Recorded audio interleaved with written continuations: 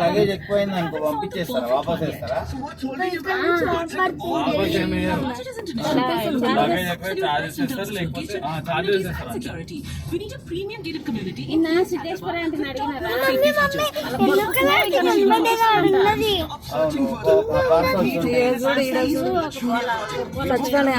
Direct గా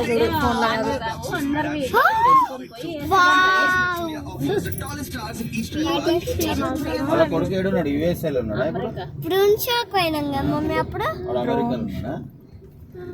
chef ఏమో వాడు. చూడు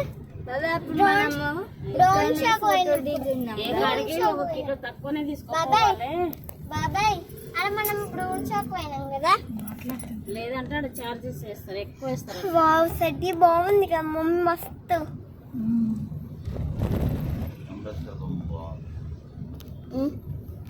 డాడీ ఇక్కడ బోటింగ్ చేద్దామా?